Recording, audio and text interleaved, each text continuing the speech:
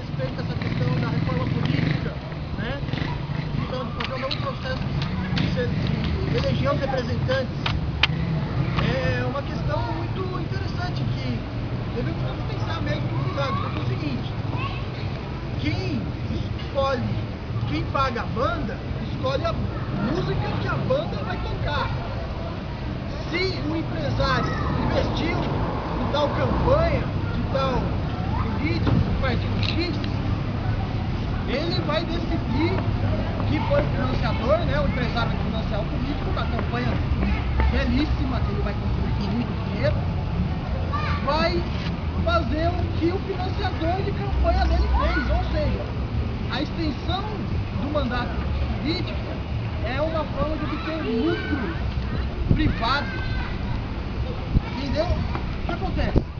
O indivíduo privado vai investir no político para depois lá na frente ele agir de tal maneira ou não agir de tal maneira, para que daí ele venha a ter lucros privados, fazendo com que o setor público vá à falência.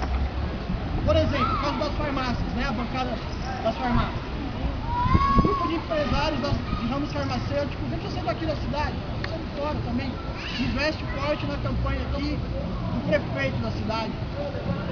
O prefeito da cidade, automaticamente, quando ganha a eleição, ele fecha as farmácias populares do município, que dava dinheiro gratuitamente, ou reduz ao mínimo os remédios que vão ser distribuídos nessas farmácias populares, para com que o cidadão vá comprar na farmácia X ou Y ou Z. Isso acontece em todos os outros setores. Na saúde, na educação, na segurança, na cultura, né? Isso tudo é óbvio. Isso acontece há anos. Há anos. Né? Então é isso. O político que financia a campanha, tem essa campanha financiada por uma instituição privada, eu particularmente sou favorável ao financiamento público. Onde todos são comprados por eleitorais e todos serem iguais. Porque não há democracia no atual situação que a gente está vivendo. Né? A situação econômica, a influência econômica das eleições ainda determinam os votos daqueles que não têm a consciência crítica de avaliar bem quem que é o candidato, quem é que está financiando ele.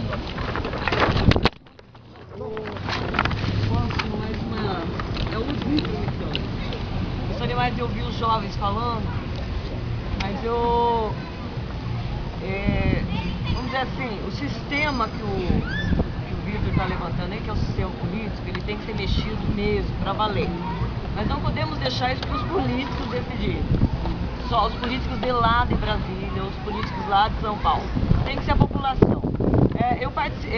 Uma boa democracia trabalha com plebiscitos. O Brasil só teve 2 plebiscitos, 3, né? 2 na verdade, um em 63 para decidir o sistema de governo, aliás a forma de governo e sistema de governo, e em 93 também, forma de governo e sistema de governo. E acredite, tinha monarquista no Brasil, mas tudo bem, é outra forma de governo, sem drama. Agora, o sistema, me parece que na prática seria importante, e eu participei em 93 ativamente assim, pelo parlamentarismo. Aí confundiram a cabeça das pessoas que acharam que tinha que ter um governante forte. O governante forte tem por trás dele todo esse pessoal intimidado. Então a gente tem que tomar um certo cuidado. Eu acredito assim que o parlamentarismo, eu acredito que a gente está maduro para isso. Eu vejo nos olhares de vocês que o país está maduro para isso. Porque daí a gente vota no projeto do partido. E ele pode ficar até 12, 13 anos lá.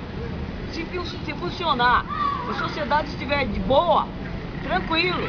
Quem conhece o sistema parlamentarista, que está dentro de um governo, de uma forma de governo republicana, sabe que funciona bem. A Alemanha que o diga, não é isso? A Alemanha tem o presidente, tem o chanceler. A Inglaterra tem a monarquia, mas que é só um enfeite, é o povo lá tradicional, etc. Né?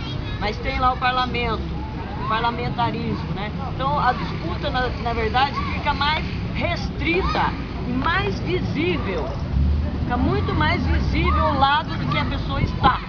Ou você está de um lado ou está de outro.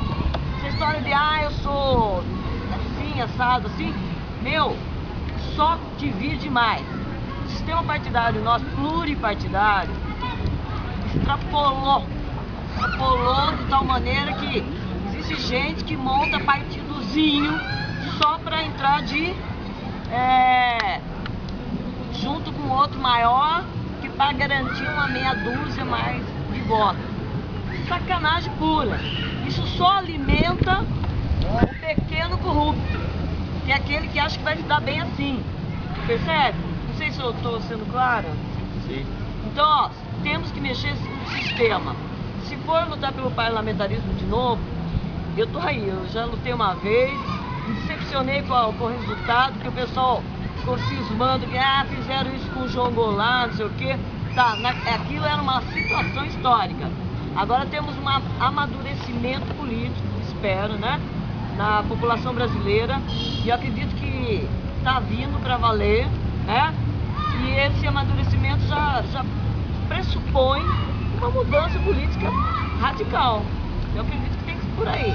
Não sei se é bem isso que eu estou falando, reduzir partidos para 2, 3, 4, né, 4 para empatar ou 5 para desempatar, não sei, mas o parlamento aí ele vai ter, muito mais visível, gente. A gente votar no projeto de governo do que na pessoa. Eu gosto muito de você, vou votar em você. Você é da família. Cidade pequena, tem isso, é terrível. É terrível isso. A gente até gosta da pessoa. Nossa, porque é da família, então é bem complicado isso. Então eu acredito que talvez alguns estudantes de direito aqui, né, não sei quem são, mas vocês deveriam pensar realmente na questão do plebiscito. Países desenvolvidos põem tudo para ser refletido pela sociedade e cobre plebiscito. Plebiscito é eleição, é votação. Não é eleição, é votação. Você vai votar sim ou não para determinadas ideias. Então o povo nosso já está maduro sim para isso. Não vai ter, tem só que tomar cuidado com interferência, vamos dizer assim, de religião ou partidos obscuros. Porque o Brasil está cheio de partidos obscuros, essa que é verdade. Eu admiro 2 partidos, o restante para mim é tudo obscuro. São segunda, terceira, quarta, quinta e sexta intenção. Mesmo. Então está na hora de a gente clarear um pouco. Acho que abrir clareira mesmo no sistema político. Professor, a vantagem do parlamentarismo também é que se o povo não está contente com ele destitui o parlamento. Então, por exemplo, agora a gente está descontente, aí todos são mandados embora e é feita uma nova eleição. Essa é uma outra vantagem. E uma historinha, só a parte desse plebiscito, é que eram 2 perguntas. Você quer monarquia ou democracia? Daí era 1 e 2, a monarquia era 1. E você quer parlamentarismo ou presidencialismo? Daí o parlamentarismo era 1 também, entendeu? Então as pessoas votaram 2 vezes no 2, porque não queria monarquia, que tinha rejeição. Outra coisa é que lideranças da época, como Lula, Leonel Brizola, acreditavam que eles tinham oportunidade de ser presidente. Então eles lutaram pelo presidencialismo. Então foi 2 pontos que bateram forte, que o presidencialismo ganhou no Brasil e hoje acontece tudo isso.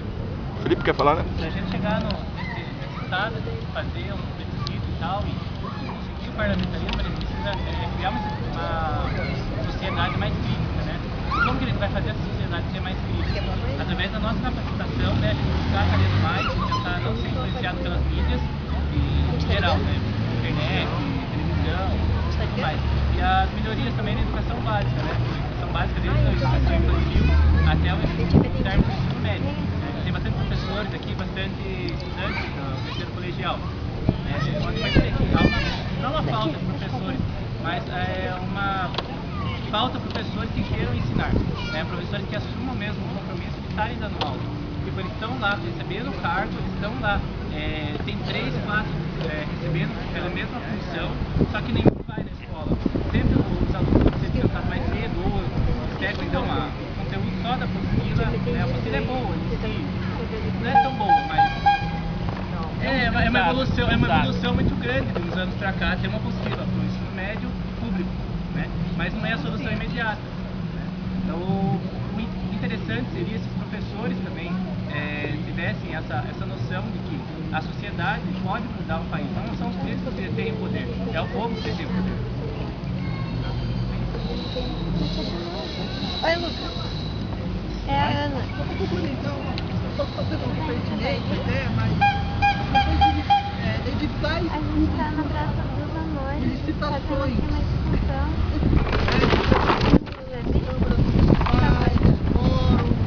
Licitações e editais públicos. Tá bom. Eu tive observando, fala, especialistas sobre isso. E a legislação brasileira sobre editais e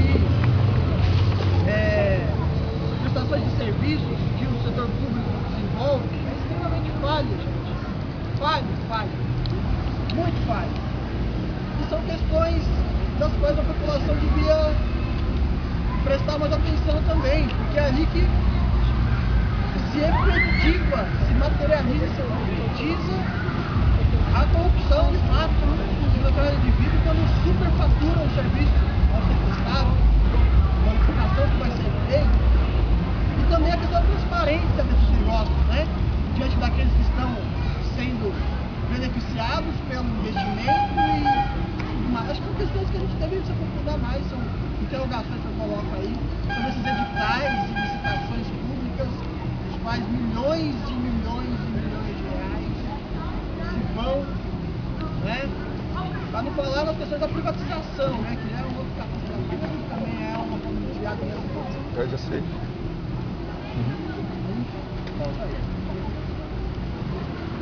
Daí a nossa vinha de brincar.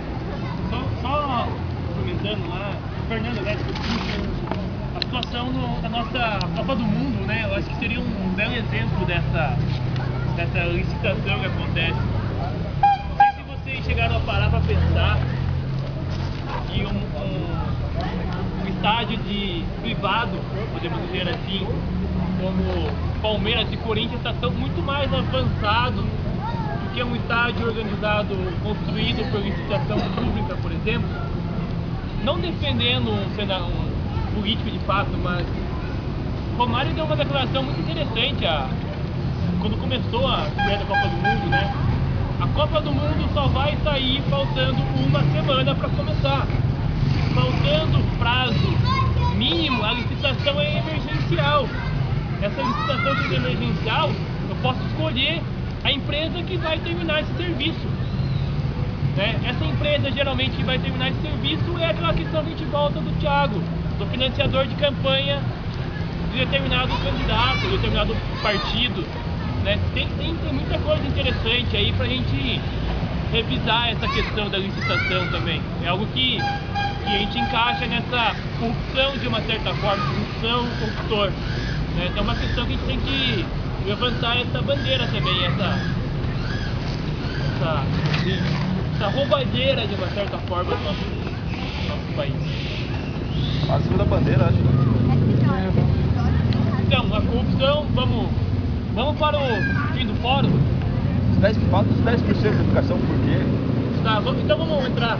É 10% do PIB para a educação pública, tá? É um projeto, né, que nós adotamos aqui desde o primeiro dia do Basta. Ele é uma bandeira do movimento estudantil, né, ligado à UNE, mas não à direção da UNE. Né? A direção da UNE ela é governamental, como todo mundo já sabe. E sim a parte da oposição dessa UNE, que levanta essa bandeira do 10% do PIB. Né? Essa oposição acredita que esse financiamento não é satisfatório com a situação da educação pública no Brasil, tá?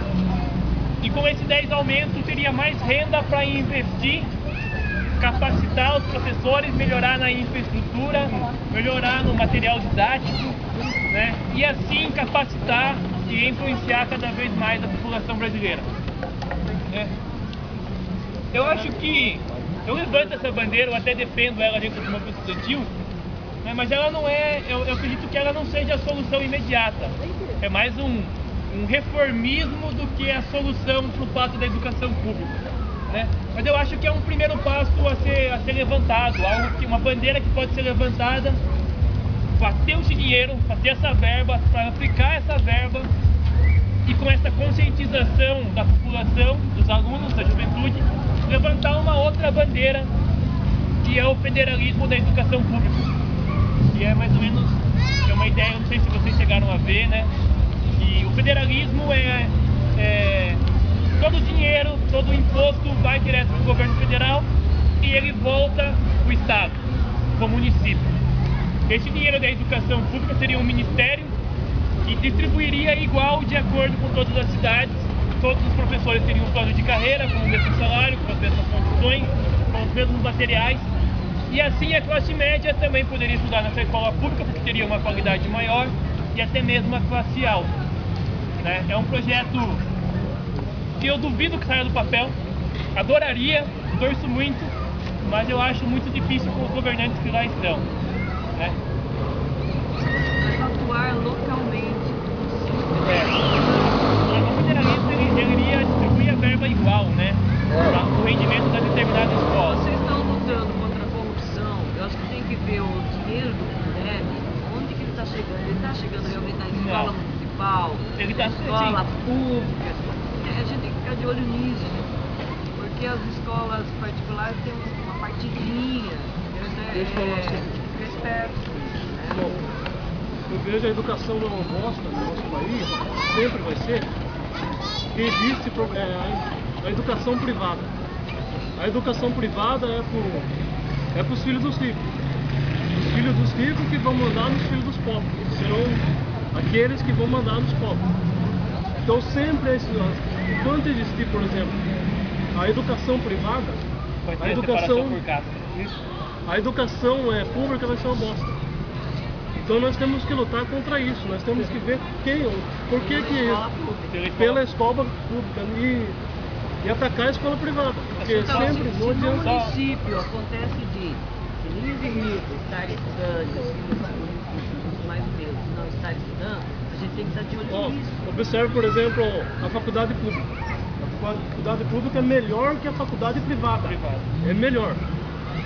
Por exemplo, eu sou filho de rico, meu pai paga a escola pública boa pra caramba, eu vou lá, faço vestibular na faculdade pública e passo na faculdade pública. E eu que estudei na escola particular, que eu tenho mais chance que um que estudou na escola pública. Alguém acha isso justo? Tá. Que a pessoa que vai para a escola pública são os pobres que tem que ir. Mas a escola pública, a maioria são pessoas da alta sociedade. Eu sei porque minha filha estuda escola pública. A faculdade, meia dúzia ali que não tem condições. O resto, só os carros que tem ali, eles são o pessoal que precisa. É o pessoal que precisa, não para elite. Uma questão acho que pode ser levantada, não sei se você é a favor ou contra, mas é uma questão a ser pensada, né? São esses projetos ProUni, esses projetos FIES, né, que levantam essa bandeira de levar as pessoas que estão numa escola pública para uma escola privada, e não para uma escola pública, uma universidade pública. Tem essa questão também a ser discutida, né? E a partir do momento que começou a crescer o ensino superior privado no Brasil, as universidades públicas começaram a ser sucateadas, os professores começaram a ganhar mal, entendeu? O poder privado começa a crescer e eles começam a tirar dinheiro da instituição pública. Logo, logo, se continuar dessa maneira, a gente vai ver faculdades sendo privatizadas, da mesma forma como foi outras instituições privatizadas, falando que ela não tem condições de ser boa, e por isso que ela vai ser vendida para que seja dada a educação de qualidade. É isso que a gente está vendo, só que de uma maneira diferente. Então cada vez se aumenta o investimento no ProUni, em outros tipos de FIES e não sei o que mais, e se tira o investimento em universidades públicas. Então cada vez mais filhos de pobres vão estudar em universidades privadas de ensino duvidoso, e eu sei disso porque eu estudo sou bolsista do ProUni, sinto todo dia que está faltando alguma coisa, que eu não consigo, que eu saio da sala de aula e já não lembro mais do que eu aprendi, por mais esforço que se tenha. Então é preciso ser discutido que quanto mais, como o Thiago bem lembrou, quanto mais o ensino privado for fomentado no Brasil, mais o ensino público vai decair. Por isso que é importante os 10% do PIB para a educação, para que se invista mais em escolas, em universidades federais, em universidades estaduais. Porém, e só isso não resolve, porque tem se aumentado muito o investimento na educação, mas tem ido isso para empresas privadas, para terceirização do ensino, o próprio ProUni, como já foi citado. Tudo isso é uma corrupção, só que é uma corrupção legal, a nível das leis do Brasil. A gente vê isso todos os dias na televisão e não acha errado. Bate palma. A gente concorda. Então a gente vê uma propaganda, o meu pai era pobre, que era pedreiro, agora eu faço medicina numa faculdade. Mas isso daí não é para se comemorar, isso é 1 milhão. Isso tem que ser normal, não precisava estar na televisão isso. Então é um exemplo que eu gosto de dar, assim, que é tipo, nasce filho do médico, a gente fala, nasceu um novo médico. E nasce filho do pobre, a gente fala, Deus abençoe, que vamos rezar, entendeu? E a gente acha isso normal, não é normal. Até para essa situação foi criada aquelas cotas e tal que estão com a aluno de escola pública, mas eles querem fazer o quê? Eles querem tipo colocar um bálsamo na ferida, mas não querem curar a ferida. Eles querem, por exemplo, investir na educação para daqui 10 anos já ter esse retorno, ter uma educação de qualidade. Eles querem o quê? Tipo falar assim, vamos dar metade das vagas para pessoas de escola pública, assim eles aquietam, assim eles ficam mais calmos, né? Tem a ver com das universidades federais devem ser destinadas para a escola pública, 50%. E chegou ao ponto que 99% da universidade pública era de privadas. 99, 100% de salas inteiras não tem um aluno de escola pública. Chegou a esse absurdo. Enquanto o povo trabalha, e aí fizeram uma lei separando as escolas federais, os alunos da escola não podem. Está sendo implementado isso, né? Tem um tempo ainda para se colocar em prática. Mas isso é um absurdo que chegou uma lei E muitas vezes ainda a gente, por falta de informação, a gente critica isso, porque a gente acha que é errado. Não é a forma correta, mas é uma forma de começar a sanar esses problemas. Só que tudo isso é reformismo, não é uma mudança no geral, que é o que a gente precisa. Por exemplo, quando se fala assim, 100% dos royalties para a educação.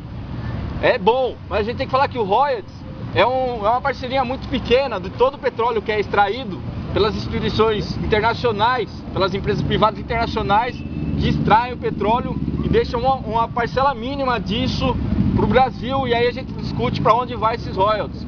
Ainda assim, nesses contratos tem cláusulas, por exemplo, se ele não arrecadar 150 mil barris por dia de petróleo, por exemplo, o Brasil tem que pagar uma indenização para essa empresa, que ela tem que extrair isso. A partir do momento que ela não extrair mais, aí o Brasil tem que pagar. É a mesma coisa que aconteceu agora com as companhias de energia, que acusaram que estavam tendo prejuízo, mas nunca vai ter prejuízo, porque todo dia a gente consome energia e o Brasil tirou dinheiro que era para ser investido em educação, uma série de coisas para pagar para essas empresas, para gerar lucro. E tudo isso é legal perante a lei, não se discute. Os únicos países que realmente tiraram o dinheiro do petróleo para investir na educação, deu certo, que é o caso da Venezuela e outros países que têm base de petróleo. Mas é 100% do dinheiro do petróleo para a educação e não 1% do que é gerado de riqueza no país. Eu acho que não dá pra julgar as escolas particulares, porque se a educação tá ruim, eles vão buscar no ensino privado alguma coisa que dê base para poder entrar numa universidade para conseguir estudar. Então não dá pra julgar as escolas particulares também. O problema está no investimento do dinheiro público. Então, se for para a escola pública, a partir do momento que a escola pública for boa, não vai precisar ter escola particular. Você acaba nivelando e vencendo. Mas só que você não sabe isso. Os donos da escola, da educação privada, é que financiam políticos. Entendeu? Esses políticos jamais vão trabalhar para esses donos de rede de escola privada. Então eles jamais vão querer que esses políticos melhorem a saúde pública, que é dos pobres. Porque eles querem saúde privada que os filhos deles vão mandar nos pobres. Por Entendeu? isso que tem que combater com o corruptor. Então o Vitor é o dono da rede de educação privada. Os adultos que pagam pela escola particular têm que lutar, entrar na luta pela escola pública de qualidade. Porque eles pagam duas vezes. Pagam caro a escola particular e pagam também pela escola pública. Mas que diacho de coisa que é essa, né? Então cuidado com certas coisas perniciosas, hein, gente? As cotas, elas não vão existir para sempre, se Deus quiser. Mas elas são necessárias. Tá? No é uma momento. das coisas que eu achei importante de estarem acontecendo no nosso país. Cuidado com a perversão, sabe? Virar as coisas do outro lado. A gente pode estar acabando, fazendo o jogo de quem é responsável. Sério? Então vamos tomar um certo cuidado. Porque o pai e a mãe que amam seus filhos, eles vão querer que seus filhos sejam pelo menos protegidos. Né? Então a escola particular ele pode estar em cima. A escola pública ele acaba tirando. Eu penso que a educação. Porque a violência está lá dentro, a gente sabe disso. Eu né? vejo que a educação, enquanto ela estiver sendo usada para gerar lucro, jamais vai resolver o problema da corrupção ou de qualquer outro problema que todos os pobres, somente os pobres precisam. Se a educação for usada para gerar lucro, a saúde usada para gerar lucro, não tem jeito. Sempre vai ser uma porcaria a educação pública e a saúde privada vai ser uma porcaria, porque eles querem o setor privado quer fazer lucro disso. Não pode existir isso. Não pode ser. A professora falou que quem estuda no ensino privado paga 2 vezes. E na verdade são pagos 3. A terceira é a gente que paga. Porque todo gasto com ensino, com educação, também com saúde, é deduzido no imposto de renda. Então essa pessoa que ia pagar um imposto, ela não vai pagar mais. Então quem que vai pagar? Aquele que está estudando na escola pública, que também pagou imposto. Ou que está no hospital público. O cara que se trata no Sírio-Libanês, ele paga. Mas depois ele deduz os impostos dele. Então na verdade quem pagou toda a consulta que a gente também deveria ter direito foi nós.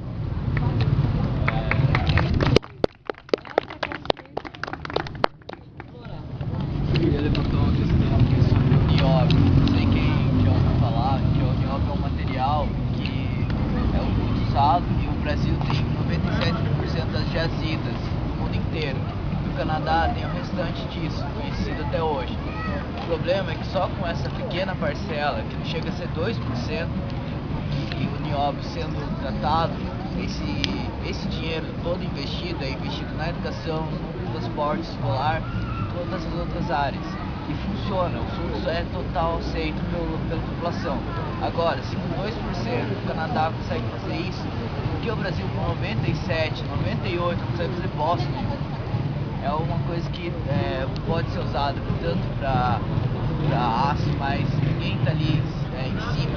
Onde está isso? Como a professora já disse, aonde está indo o dinheiro? O dinheiro não está indo para tal lugar? Não, não está. Por quê?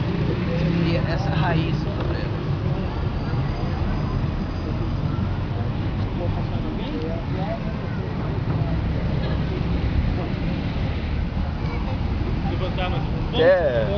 Quer polemizar? Falar sobre a minoridade penal? Só antes de mudar, tem alguma coisa, alguma bandeira que você a gente comentar alguma coisa? Então a gente já inclui essa discussão. O do rodeio, comente aí. Quer divulgar, aproveitar para divulgar do genocídio? Então, nós somos do Planeta Terra, é um grupo de libertação animal, de abolição animal, e graças a muito trabalho e muito apoio de muita gente, não só do grupo, mas todo mundo que apoiou, que assinou petição online, que assinou na rua, que compareceu à Câmara para pressionar essa coisa aí dessa festa, Expo Agro, não tem rodeio por mandado judicial. O juiz decidiu que podia se fazer, mas sem o uso dos apetrechos, que eles dizem que não é necessário que o boi pule. Aí o juiz proibiu CD em cordas e etc. Eles podem, eles resolveram não fazer, não sei porquê, né? Porque eles iam ficar andando na arena com o boi, sem CD e o boi. E aí, então, e a multa conseguiu se estabelecer